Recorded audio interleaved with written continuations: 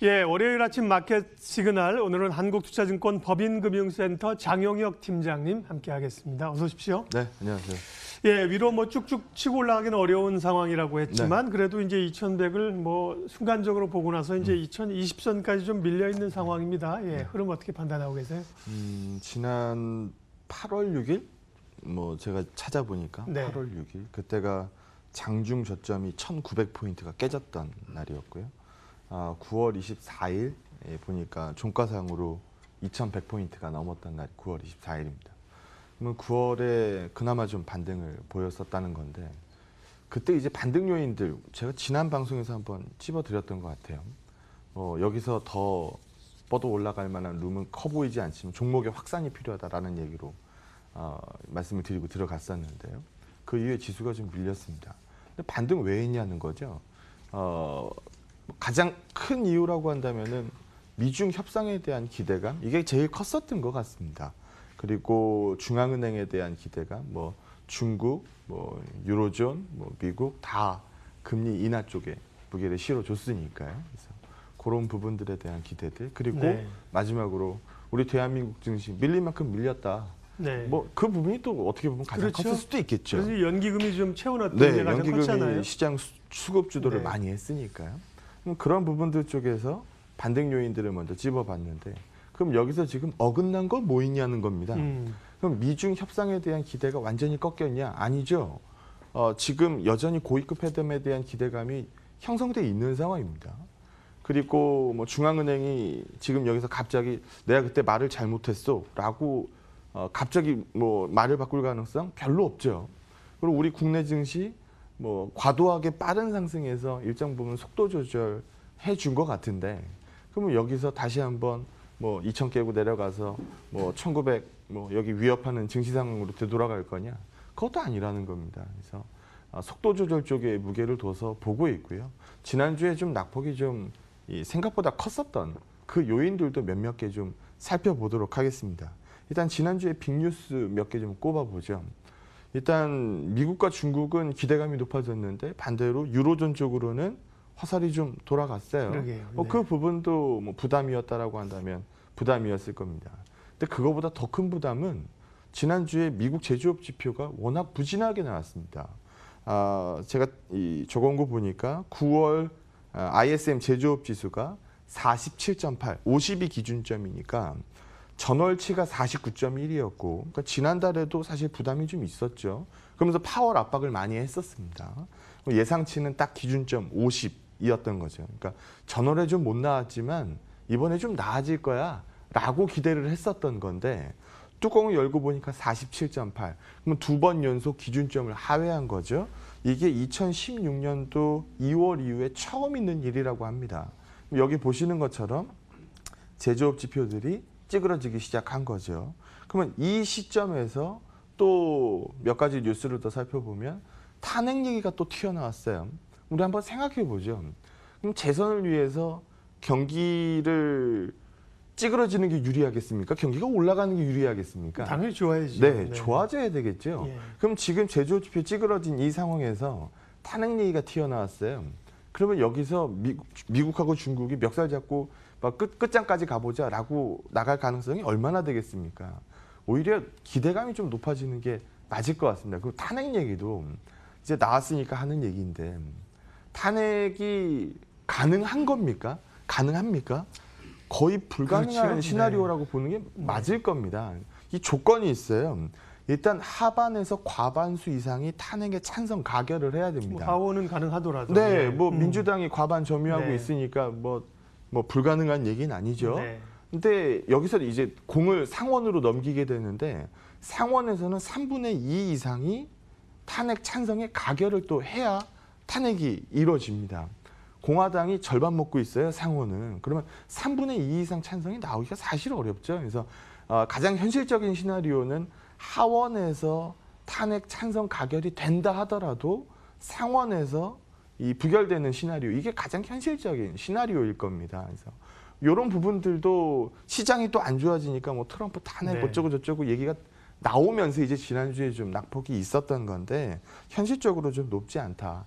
이런 분위기에서 미국과 중국이 멱살 잡고 싸울 가능성 커 보이지 않고 뭐 지난 주말 사이에 미국과 북한의 이제 협상이 또 뭐 약간 삐그덕거리기는 했습니다만 요즘 자꾸 만나서 얘기하려는 네. 이유가 뭐예요? 이런 부분들의 탈출구를 만들고 싶은 거거든요. 그래서 이 부분도 뭐 주말 사이에 더 큰 뉴스가 있었으면은 뭐 반가웠겠습니다만 그렇지 못하다 하더라도 뭐 기대감은 이어갈 수 있는 뉴스가 될 것이다.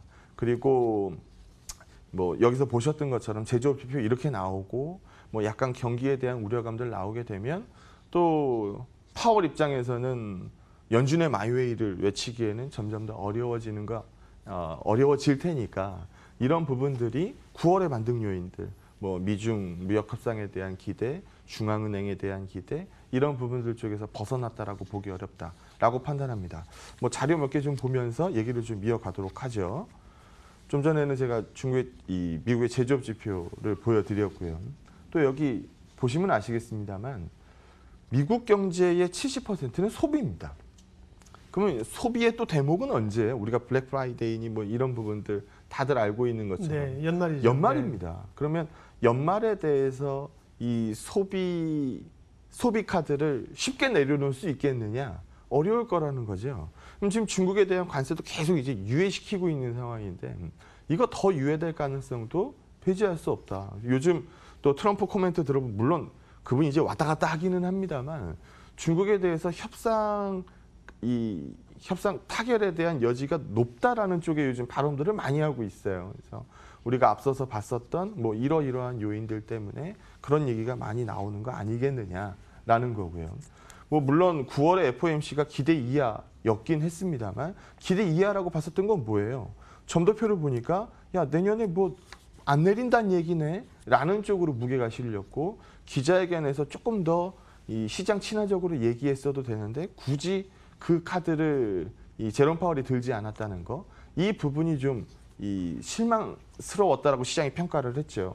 하지만 여기서 보는 것처럼 10월 달에 금리 인하가 연이어 나올 가능성은 네. 반반 정도로 나오고 낮았다가 있지만 다시 높아지대요? 네, 요즘엔 또 다시 네. 또 요즘 지표가 좀 예, 찌그러졌으니까 그래서 이게 다시 올라왔죠. 하지만 12월 달에 인하 가능성은 압도적입니다. 네. 그래서 적어도 10월이든 12월이든 남아있는 FOMC에서 한 번의 추가 금리 인하가 예정되고 있는 상황이라면 지금 여기서 우리가 시장 반등 요인에서 크게 멀어질 이유는 없지 않느냐라는 쪽으로 해석하도록 하겠습니다.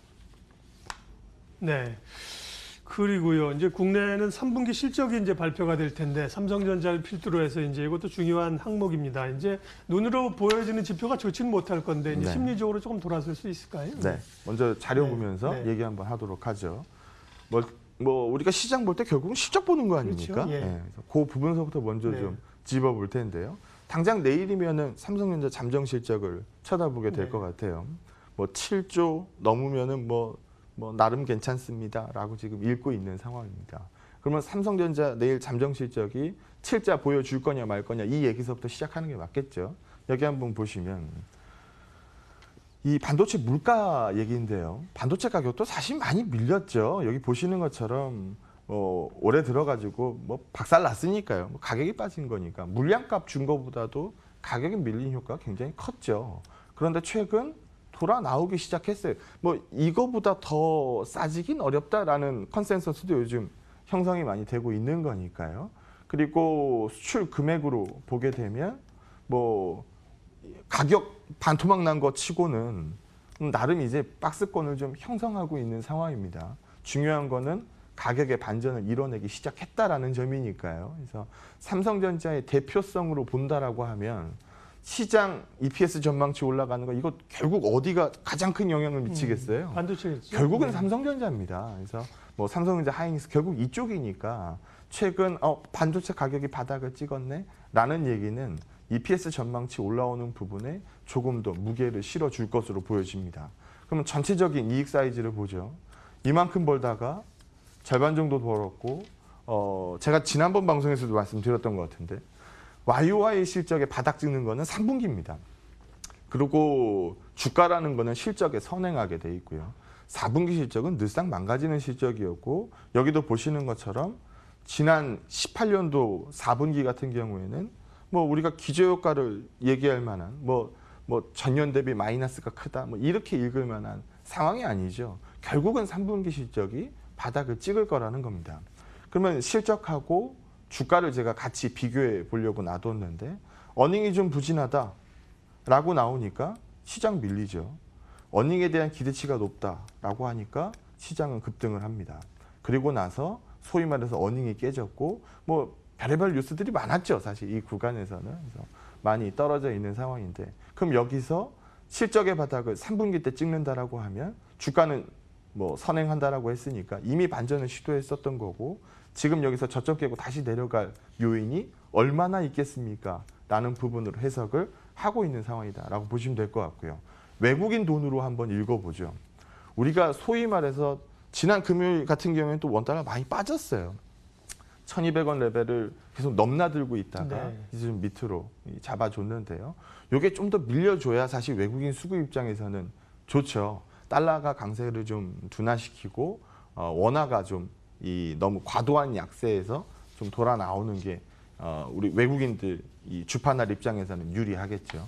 이 그림 하나 보시면 여기 보시는 것처럼 위로 가면 원달러 튀어 오르는 겁니다. 그 원화 약세 간다는 얘기죠.